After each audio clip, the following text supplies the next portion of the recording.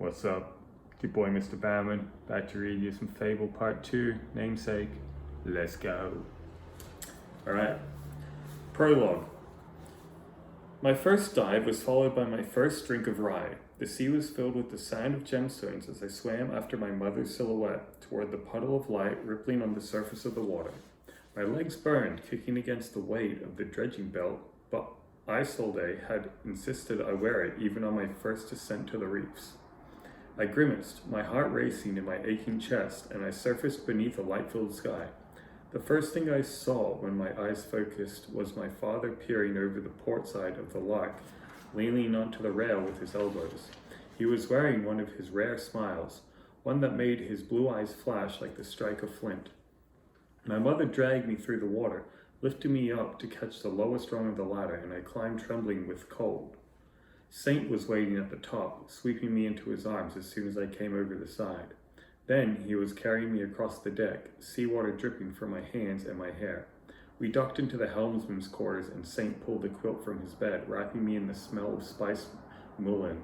My mother was coming through the door a moment later, and I watched as my father filled one of his emerald green glasses with rye.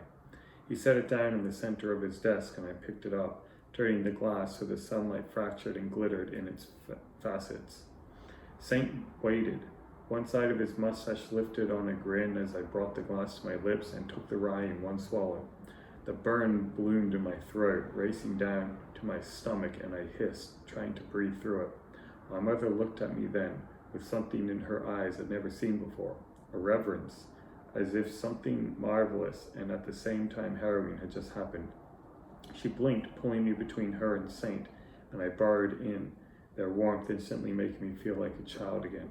But I wasn't on the Lark anymore. Namesake, Chapter 1. The knock of a pulley hitting the deck made me blink, and suddenly the whitewashed world around me came rushing back. Footsteps on wood, shadows on the quarterdeck, the snap of rippling sails up the main mast. The pain in my head erupted as I squinted against the glare of sunlight and counted. The crew of the Luna was at least 20, probably more with the waterside strays on board. There had to be a hand or two below deck or tucked away into the helmsman's quarters. I hadn't seen Zola since I'd woken on his ship, the hours passing slowly as the sun fell down the western sky at an excruciating pace. A door slammed in the passageway and the ache in my jaw woke as I clenched my teeth. Chloe's heavy steps crossed the deck as he walked into the helm. His rough hands found the spokes as his gaze set on the glowing horizon. I hadn't seen my father's navigator since that day on Jabal 4 years ago when he and Saint pushed the tender boat out into the shallows and left me on the beach. But I knew his face. I'd know it anywhere because it was painted into almost every memory I had. Of the Lark, of my parents, he was there, even in the oldest, most broken pieces of the past. Clive hadn't so much as looked at me since I'd first spotted him, but I could see in the way his chin stayed lifted, keeping his gaze drifting over my head, that he knew exactly who I was. He had been on my only family outside of my parents, and the night the Lark sank in Tempest Snare, he'd saved my life. But he'd also never looked back as he and my father sailed away from Jabal, and he'd never come back for me either. When I found Saint in Cheros, and he told me that Clove was gone, I imagined him as a pile of bones stacked on the silt in the deep of the Narrows, but here he was, navigator of the Luna. He could feel my stare as I studied him, perhaps the same memory resurrecting itself from where he'd had it carefully buried. He kept his spine straight, his cool expression just the teeniest bit thin, but he wouldn't look at me, and I didn't know if that meant he was still the Clove I remembered, or if he'd become something different. The distance between the two could mean my life.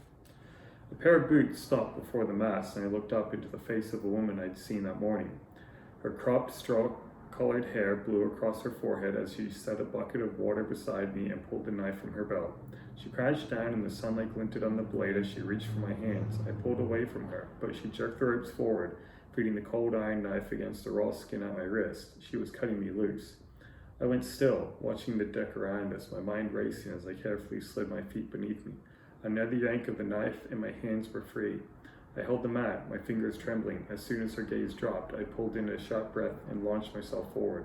Her eyes went wide, and I barreled into her as she hit the deck hard, her head slamming into the wood. I pinned her weight to the coil of ropes against the starboard side and reached for the knife.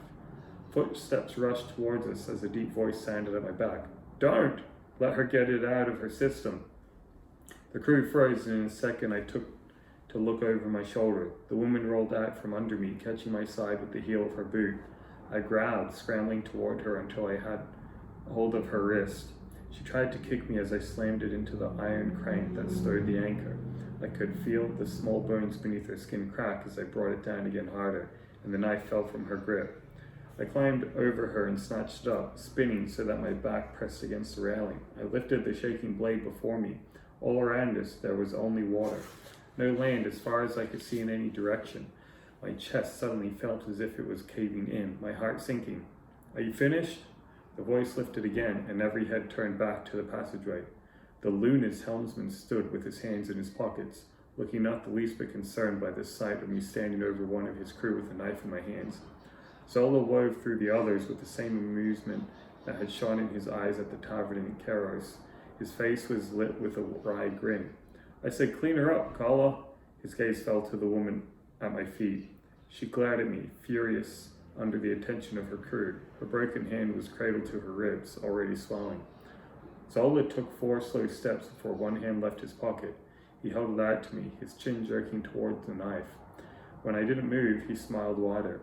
A cold silence fell over the ship for just a moment before his other hand flew up, finding my throat. His fingers clamped down as he slammed me into the railing and squeezed until I couldn't draw breath. His weight drifted forward until I was leaning over the side of the ship and the toes of my boots lifted from the deck.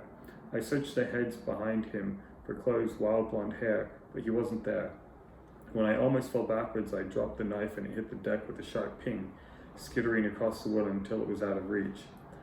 Kala picked it up, sliding it back into her belt, and Zola's hand instantly let me go. I dropped, collapsing into the ropes and choking on the air. "Get her cleaned up," he said again. Zola looked at me for another moment before he turned on his heel. He strode past the others to the helm where Clove leaned into the wheel with the same indifferent expression cast over his face. Kala yanked me up by the arm with her good hand and shoved me back toward the bow, where the bucket of water was still sitting beside the foremast. The crew went back to work as she pulled a rag from the back of her belt. "Take those off," she spat, looking at my clothes. "Now!" My eyes trailed to the deckhands working behind her before I turned toward the bow and pulled my shirt over my head. Kala crouched beside me, rubbing the rag over a block of soap and drenching it in the bucket until it lathered. She held the cloth out to me impatiently, and I took it, ignoring the attention of the crew as I scrubbed the suds up over my arms. The dry blood turned the water pink before it rolled over my skin and dripped onto the deck at my feet. The feel of my own skin brought back to life the memory of Wes in his quarters, his warmth pressing against mine. Tears smarted behind my eyes again, and I sniffed them back, trying to push the vision away before it could drown me. The smell of morning when I woke in his bed, the way his face looked in the gray light, and the feel of his breath on me. I reached up to the hollow of my throat, remembering the ring I traded for at the Gambit. His ring. It was gone. Wes had woken alone in his cabin. He'd probably waited at the bow watching the harbor, and when I didn't come, maybe he'd gone into Durham to find me. I didn't know if anyone had seen me dragged onto the Luna. If they had, it wasn't likely that they would ever tell a soul what they saw. For all Wes knew, I'd changed my mind. Paid for a passage back to Keros from some trader on the docks, but if I had, I'd have taken the coin from the hull, I reasoned, trying to carve out every possibility except the one that I wanted to believe. That Wes would look for me, that he'd come after me, but if he did, that meant something even worse. I'd seen the shadow side of the Marigold's helmsman, and it was dark. It was all flame and smoke. You don't know him. The words Saint had spoken in the tavern that morning echoed within me.